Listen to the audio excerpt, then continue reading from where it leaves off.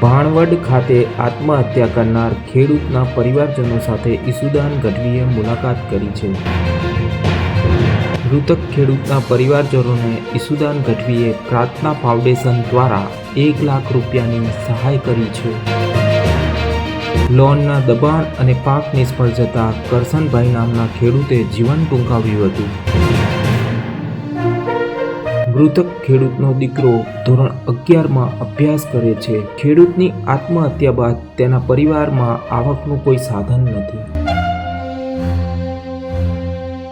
ઈસુદાન ગઢવીએ સરકારને અપીલ કરી છે કે મૃતક ખેડૂતના પરિવારને શક્ય તેટલી મદદ કરવામાં આવે.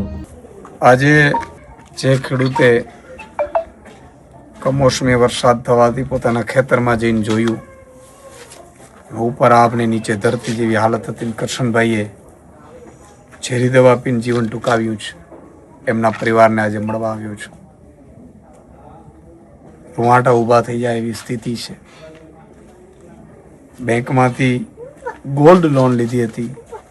ફોન ઉપર ફોન આવતા હતા, બીજો કોઈ રસ્તો નહોતો.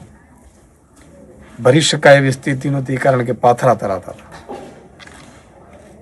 મગફળીનો પાક એને એવું હતું કે પાક આવી જશે તો આ ભરાઈ જશે, દીકરાની ફી ભરાઈ જશે, ધિરાણ ભરાઈ જશે.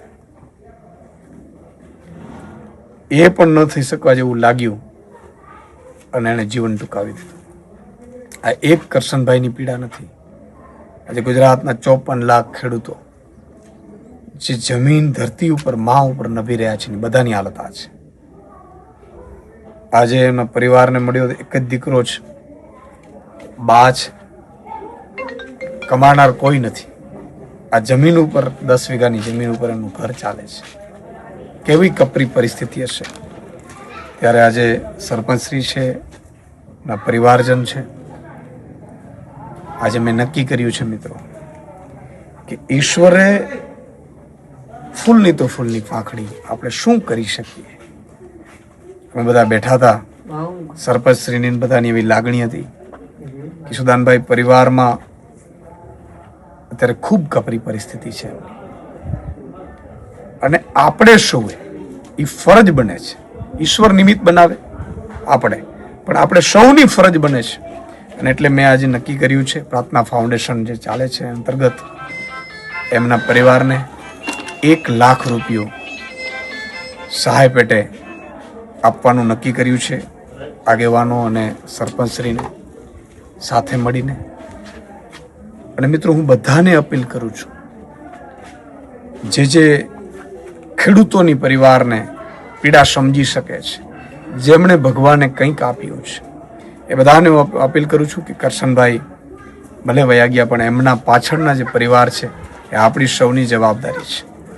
તો 1 લાખ રૂપિયા હું આપું છું. હું તો કોણ છું? સામાન્ય માણસ છું, સામાન્ય ખેડૂત છું. કરનાર તો ઈશ્વર છે. પણ સૌને પણ અપીલ કરું છું કે જેને જેની જેટલી શક્તિ હોય, ફૂલની તો ફૂલની પાંખડી, એ અમે વાત કરી છે. એકાઉન્ટ નંબર, સ્કેનર એ પણ સરપંચશ્રીને આગેવાનો છે એ મૂકશે. તો આપ સૌને પણ અપીલ છે કે એમના પરિવારને આપણે સપોર્ટ કરીએ. અને આ અમારા સૌની લાગણી છે, એમના પરિવારની કોઈ માંગણી કે વાત નથી. સરકાર જે કરશે એ અલગ વાત છે. અને તંત્રને પણ હું વિનંતી કરું છું કે આમના પરિવારને કોઈ પણ રીતે ક્યાંય પરેશાન કરવામાં ન આવે.